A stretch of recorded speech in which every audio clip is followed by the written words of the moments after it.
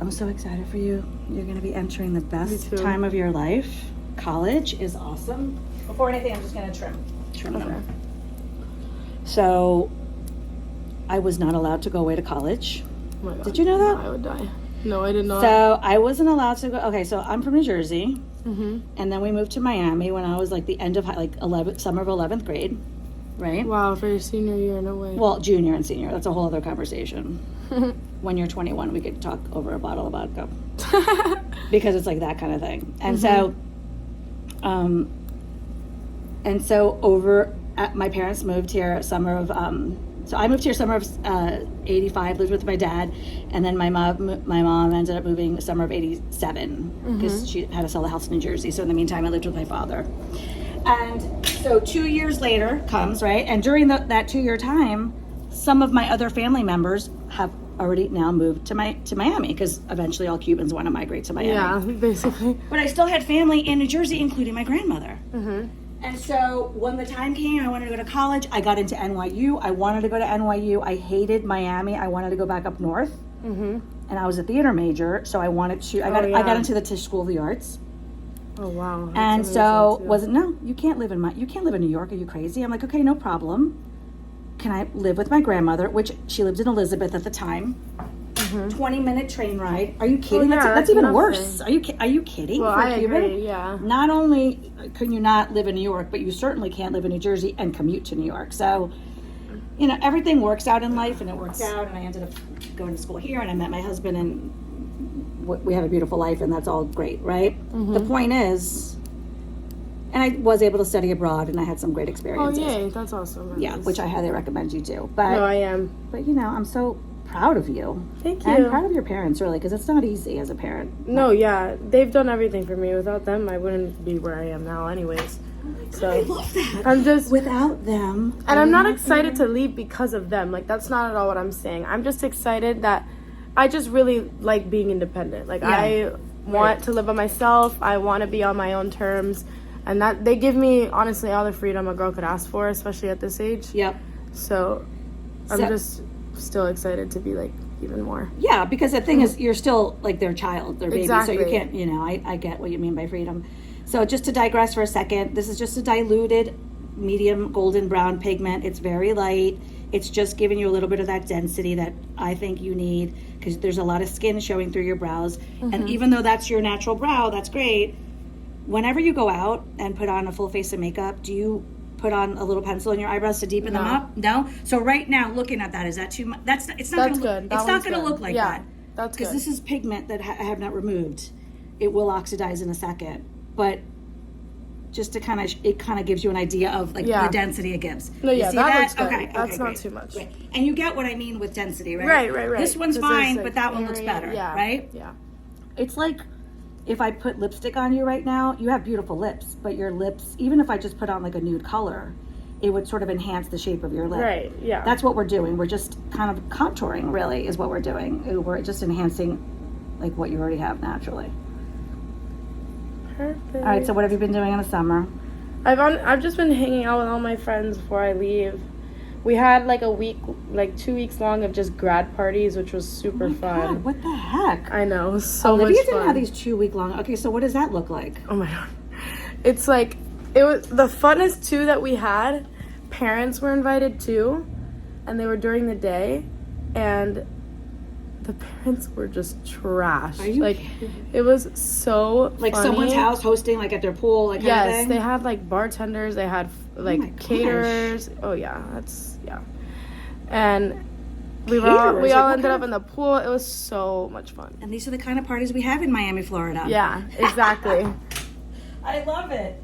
Except my daughter's school is, Exactly, yeah. I didn't have that. All girls school, conservative. No, yeah. Like, if I were her age, I would have gotten kicked out of her school. I just gotta be very clear.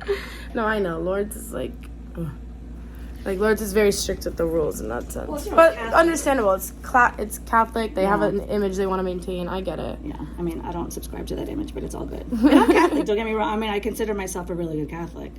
Oh my God, can I tell you the story talking about being a good Catholic? So we go to, St. John Newman, and we go on Saturdays. and the mass is at 5 o'clock. And as you know, it's really close to my house, right? Yeah. And by the way, tell me if you need a tissue. Here. No, I'm good. This may cause you to sniffle. And when I do this, it's just sort of, if I see a little redness and if I see you sort of flinching, I know that it's just to sort of calm the skin. So that's what that's about. Thank you. So anyway, so the mass is on Saturday is at 5:30, and during Lent, it's always like, oh, I'm giving up chocolate, I'm giving up, you know.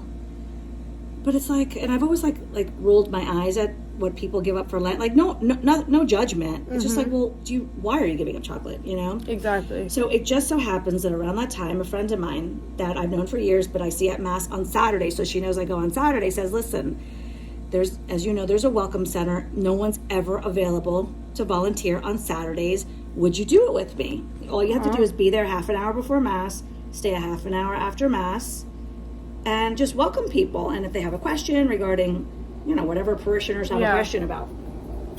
I'm like, oh, you know what? I've never given back to the church like that. That will be, I'll do it for Lent to see what it's like. In other words, like, I'm going to sort of do something that I've never done. Okay, great. Not only have I loved it and embraced it, I'm like obsessed now. Let's put it this way. We would go to church and then leave, right? But this position has forced me to stick around, see friends that I haven't seen in like 20 years. Like, I used to teach CCD back when AJ, who's 26, was like 4. And I was like, you used to teach CCD with me, like people that I literally haven't seen in like over 20 years. Okay. But this is not my point of my story. The point of my story is this.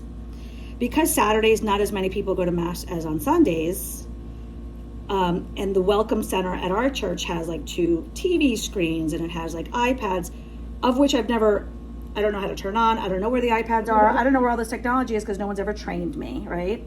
So it's a pretty boring experience if you walk into the Welcome Center on Saturdays, right? And so, yes, I'm that person on the chat. We have this WhatsApp chat for volunteers. Where are the SOPs? Which, by the way, are standard operating procedures. Where are the SOPs? I need training. How do I turn on the TVs? How do I do all the things, right? No one has an answer. But it's like, you know what? Like, whatever. It's like, fine. Not a big deal. It's just a stupid voluntary position. Well, not stupid. I take it seriously, but you get it. And so I'm like, you know what? I don't need the screen. I don't need the iPads. I have an iPhone. And I have, if anyone has a question, I'll just like look up the website on my phone. No big deal. But it's so quiet and boring, so I created a playlist in Spotify, right? Because I have a Spotify account, so it's like, it's commercial free. And I'm talking like Bach and like Vivaldi, Four Seasons, you know, that kind of, okay? So very beautiful, uplifting classical music. Okay. So this has been a hit. I play the classical music. Awesome. I have my little Bluetooth speaker. I play it the half an hour before. And then as the parishioners are entering the church, they have this beautiful musical embrace. That's awesome. As they're leaving, I play because after I get there half an hour after Mass ends to sort of exit. Thank you for coming. Thank you. Right. I'm like the Walmart greeter and goodbye. Literally, I have my little name tag so people know that I'm not like some crazy woman. They know that I like work there.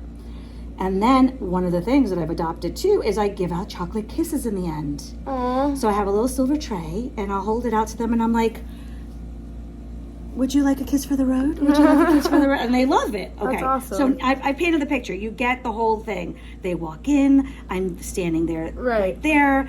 Welcome. I have my smile, my classical music. As they leave, they have the chocolate kisses. Everybody's happy. It's like a beautiful experience because that's what I have power, right? That's my power, right? I could kind of infuse. So much so that I need to brag a little, wait for it.